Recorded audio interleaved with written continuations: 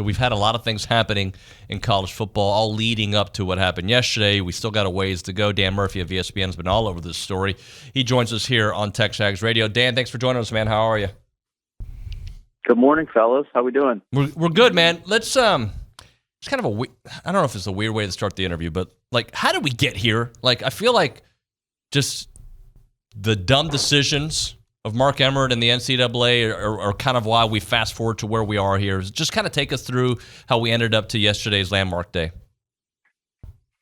Yeah, it's been long overdue. I think over the course of the last 20 years, we've seen mostly lawsuits like the ones that are in the process of being settled right now chip away at the amateurism rules that have been a staple of college sports for 100 or so years at this point.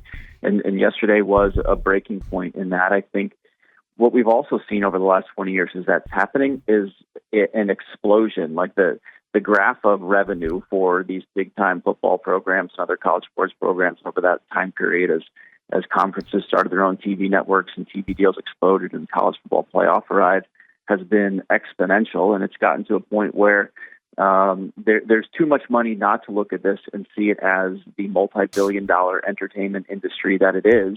And it took a while to basically force the NCAA and its schools into the corner in order to treat it more like a business. And yesterday was a very, very significant step in them sort of acknowledging what this is and starting to share more money directly with players. Hey, Dan, if this is Olin Buchanan, if I can read the fifth paragraph of your ESPN story today with Pete Thamel, right? It says all Division I athletes dating back to 2016 are eligible to receive a share as part of the settlement class. In exchange, athletes cannot sue the NCAA for other potential antitrust violations and must drop their complaints in three open cases: House versus NCAA, Hubbard versus NCAA, and Carter versus NCAA. My question to you is, who's representing the athletes in all this? Have I missed something? So it's a good question. I mean, so technically, right, the guys that are filing this lawsuit, the plaintiff's lawyers, Steve Berman and Jeffrey Kessler, are the representatives of the athletes. They've been negotiating on their behalf.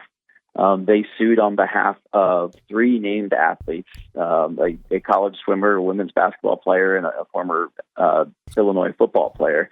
But then they were granted class action status, which means they represented the interests of every Division I athlete during that time frame that you just mentioned. So they're the ones that are advocating on their behalf. However, it's not like they're polling every football player and every basketball player out there in order to reach this. They're not all sitting at the table during these negotiations. So there are certainly groups out there right now that feel like moving forward, athletes still need a bigger voice and still need to be able at the table and be part of negotiations. And while this settlement is a pretty big step forward to setting up the framework for the future, it does not eliminate the possibility that athletes might at some point have something that looks like a players' association and be able to bargain for potentially even more than what this settlement opens the door for. And why would this settlement date back to 2016 athletes? Why do the 2015 athletes feel like they get hosed? Yeah, it's a tough deadline there for some folks, I'm sure. So this lawsuit, the settlement that this case, the big case that this lawsuit settles, basically said that the NCAA was illegally restricting the way that college athletes were able to make money from their name and likeness. Mm-hmm. And the lawsuit was filed in 2020. And just the way the court system works, there's a statute of limitations on how far back you can sue for lost money. And so that statute of limitations is 4 years. So you start the clock at 2020 and you go back 4 years, and that's where they get that deadline, which feels a little bit arbitrary, but that's why it's there. Thanks for clarifying that. Dan, I'm looking at this and I'm seeing three different areas, right? So you have the back pay, the $2.8 billion. You have schools permitted to share revenue where they don't necessarily have to go up to the $20 million, but they're allowed to go up to the $20 million number. And then power conferences are going to be able to make their own rules, if I'm understanding this correctly, with a new enforcement arm. So what are potentially some of those rules? Because I still think the guardrails need to be put in there for this sustainability, of college athletics. So the third piece of that is still to be determined. The other one, those three, it's a good way to break it down into three different buckets. The third piece is still very much up in the air, right? As part of this, those schools would like to be able to, and the biggest piece of that they really want is to be able to control NIL collectives a little bit better and to separate endorsement deals an athlete gets for pumping a product like Gatorade or Nike and the type of deals that athletes have been getting in college sports for the past few years, where it's really more about their performance on the field than it is about endorsing a product. That remains a huge challenge. There are state laws that make it really hard for the NCAA to enforce anything. And I think that's why as soon as this settlement paperwork was made official last night, you heard the NCAA and conference commissioners start saying, we still need help from Congress. They'll still need a federal law, I think, in order to have any real teeth to whatever future enforcement mechanisms they want to put into place on this. Otherwise, they're going to be challenged. They're not done being in court. They're done being in court on these cases, but they're not done being in court. So some of that third bucket is what is still left to be settled here. Dan, this is all over my head, but so the way I'm understanding this is the universities are going to be able to pay millions to players and divide it. But the NIL, was it not that approved, or however you say, through the Supreme Court? So can you, with this plan this settlement they're going, how can that affect, or can it affect how the players make, how much money they make in NIL? I think like what Dan was alluding to is to make sure that it is Gatorade or a Nike, not just a collective that is doing that as a marketing arm. Am I understanding that correctly, Dan? So that's a piece of it. So there's a couple things there, and I apologize to the listeners here in advance because it is into the legal weeds a bit. But the Supreme Court decision actually didn't weigh in on name, image, and likeness directly. It just happened to come at the same time that a lot of these state laws made that possible. And what the Supreme Court decision did was basically, so for the past 30 or 40 years, college sports and the NCAA have operated with this idea that they are a unique, special industry because they are based in education. And because of that, the normal rules of antitrust law, and antitrust law says basically a whole bunch of businesses in the same industry can't get together and make rules that make it easier for them to keep money away from their laborers, their workers. And so what the Supreme Court said in 2021 was, college sports, you're not special, you're not different. The same rules apply to you, and that's why we've had this explosion of all these other lawsuits since then that have gained a lot more traction. The state laws are still in the way of all this, and it would still take a literal act of Congress, I think, in order to reel in some of the NIL spending that's happening now. And that's not going to happen immediately. That's what schools are hoping come out of this.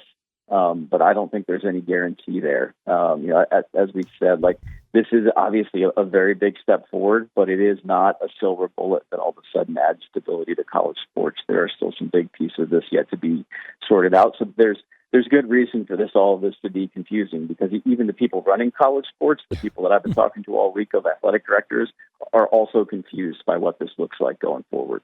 Dan, last thing for you. One of those questions, Title IX. So how's this going to play out? I know none of us have the answer to that, but just where is it trending? How about that?